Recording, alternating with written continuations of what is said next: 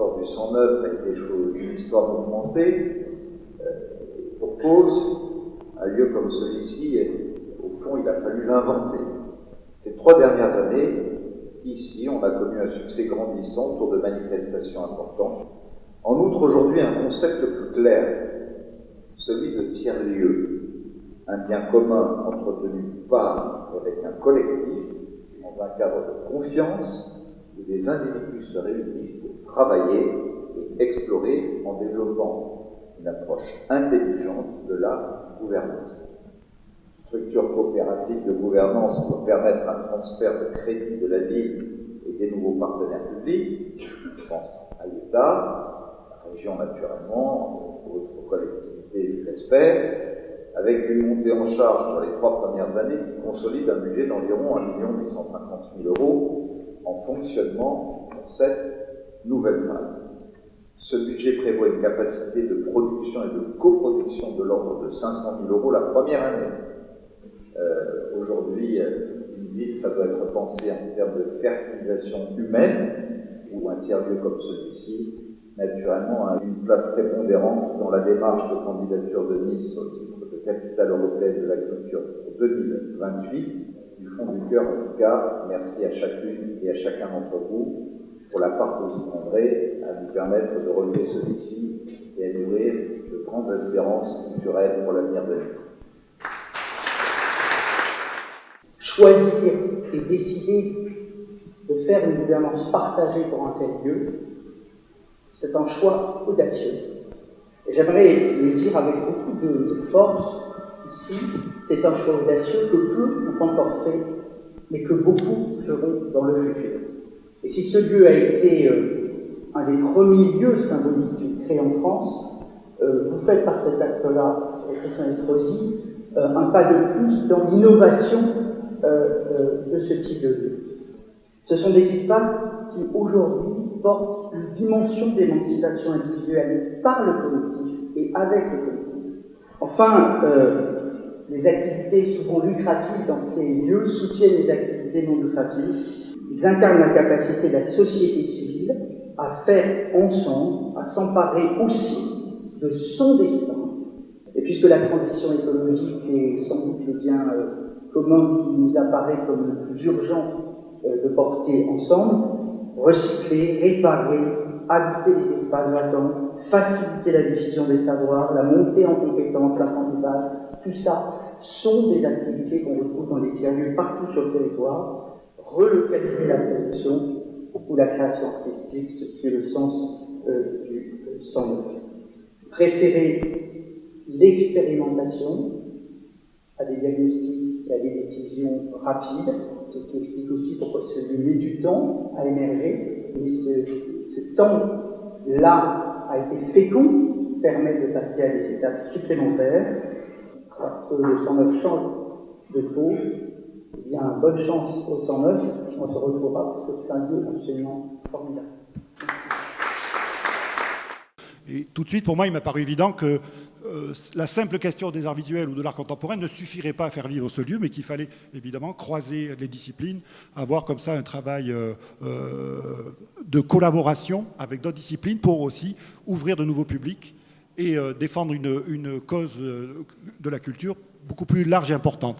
Et ce qui nous intéresse, nous, ici au 109, c'est de traiter les espaces extérieurs comme des espaces publics et d'avoir comme ça cette porosité, malgré cette ceinture de grillage, avec les habitants. On avait constaté la difficulté pour les compagnies du spectacle vivant de trouver des locaux pour répéter à Nice, vu la pression immobilière. Et donc, le principe, c'était vraiment de mutualiser des espaces pour que les artistes puissent venir travailler. Ce que ce lieu-là nous a permis, c'est de développer en fait surtout la relation au public. Donc on l'a fait de différentes façons. Il y a déjà les EAC. Après, donc il y a encore des projets un petit peu encore différents, plus collaboratifs, participatifs. Et ça doit être ici le lieu incontournable des étudiants, des 30 000 étudiants de l'Université Côte d'Azur et au-delà pour venir rencontrer les artistes, travailler, s'imprégner, être au plus près du fait culturel. Ils doivent venir là de manière aussi simple qu'ils poussent la porte d'une bibliothèque, par exemple. Il y a 20 ans, On avait créé un collectif qui s'appelait une salle de concert à Nice. Et puis aujourd'hui, 20 ans après, la possibilité que cette salle elle, puisse exister sur le 109 et dans le cadre de ce projet SMAC pour multiplier les projets, les collaborations avec les acteurs existants et ceux qui vont arriver. Donc une excitation super forte. Voilà. Je trouverais absolument formidable que le 109 soit un projet pilote de ce qu'on peut faire, avec des acteurs si différents. Juste, je voulais ajouter qu'il y a quelque chose qui est très important qui a été dit tout à l'heure, c'était la gouvernance partagée. C'est vraiment cette gageure-là qui est l'enjeu qui est vraiment important, et c'est ce qu'on a fait d'une manière un peu instinctive, petit à petit, sans vraiment savoir ce qu'on faisait. Le 109 a l'impression d'être à la fois, d'avoir une longue histoire de ça, et en même temps qu'aujourd'hui s'inscrivant dans une politique nationale un peu plus alignée, sur lequel vous allez pouvoir aussi faire foi d'un certain nombre de démarches qui ont déjà été mis en œuvre. La jeunesse de ce projet, c'est très simple, c'est une chose très simple, c'est l'envie, mon désir de créer à partir d'un spectacle, d'une création, c'est-à-dire de l'artistique. Le cœur, c'est l'artistique. De voir comment cet artistique pouvait être rejoint ou communiquer avec la transmission, avec la recherche, avec la production et d'autres apports économiques. Donc on a en fait utilisé une techno qu'on connaissait bien, le numérique, qu'on connaissait très bien, qu'on utilisait à des fins créatives, mais on l'a mis au service des demandeurs d'emploi. De là, après, on a mis en place des projets participatifs dans lesquels les publics jouaient un rôle dans la création de l'objet artistique. Sur un lieu comme celui-là, ça veut dire quoi? Des ateliers de pratique artistique.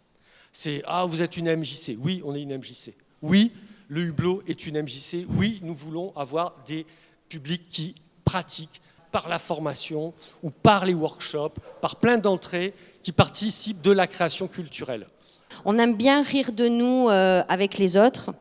On aime bien aussi, et c'est dans cet esprit-là qu'on s'installe au 109, cultiver l'esprit de la connerie. Et on espère cultiver cet esprit avec tous les résidents. La bande passante espère vraiment construire une politique culturelle de l'image vivante et humaine pour remettre vraiment Nice sur la carte au niveau photographique et cinéma. Nos associations proposent des alternatives complémentaires à l'offre cinéma et photographie de la ville de Nice et des Alpes-Maritimes. Autour d'eux, Casadoc, le Cercle Rouge, Cinéma sans frontières, Galette Productions, Héliotrope, Il était un truc, Regard indépendant et Set Off. Ce pôle image innovant constituera une chaîne de savoir et de pratique, centralisant des moyens humains, matériels et techniques, que l'on espère sur plus de 1000 mètres carrés. La question qui se pose souvent dans les autres villes, c'est le problème de l'atelier. Et c'est vrai qu'avoir un atelier, quand on est plasticien, c'est extrêmement compliqué.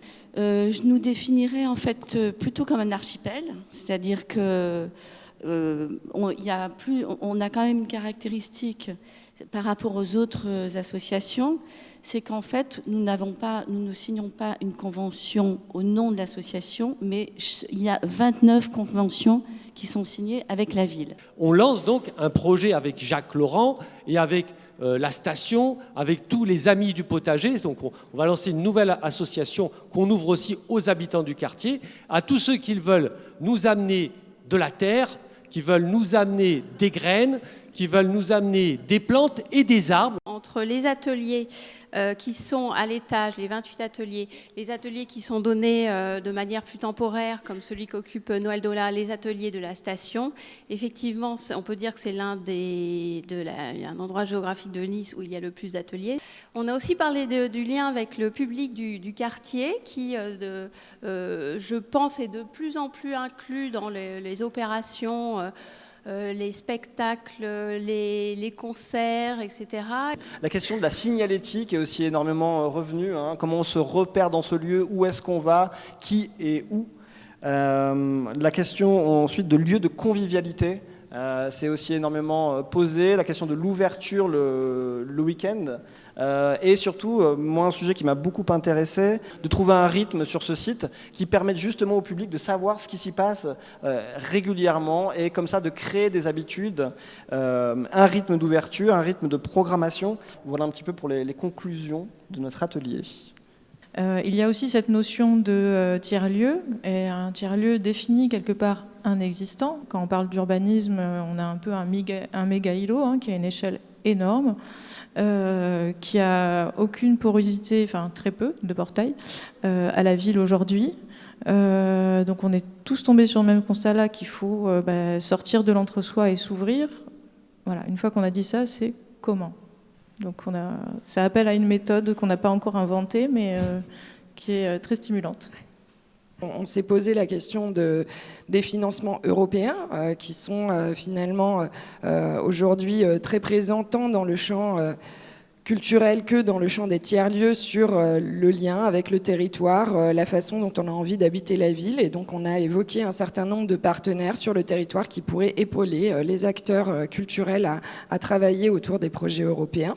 Et puis enfin la question de l'attractivité, de la privatisation, de la prestation de services, de la réponse à des marchés publics qui dans certaines disciplines sont plus faciles à attraper que d'autres. Je tiens à vous remercier chacun d'avoir participé à ces ateliers parce que ça permet en tout cas de commencer à avoir un vocabulaire commun et de mieux se comprendre dans les spécificités de chacun des secteurs. Il faut, et vous savez que j'y tiens, il faut que les artistes vivent et travaillent à Nice. Le principe du 109 depuis le début est d'être un lieu ouvert. Et nous voulons que ce fondement soit mieux identifié par nous-mêmes, même si dans notre ville et dans notre monde, dans notre époque, ce mot est parfois difficile à faire entendre. Alors je vous dirais simplement pour conclure, merci. Merci de vos réflexions. Merci du travail que vous effectuez ici. Merci de permettre au 109 de se développer comme il est en train de se développer. Et je suis sûr que l'avenir vous donnera raison, nous donnera raison. Merci beaucoup.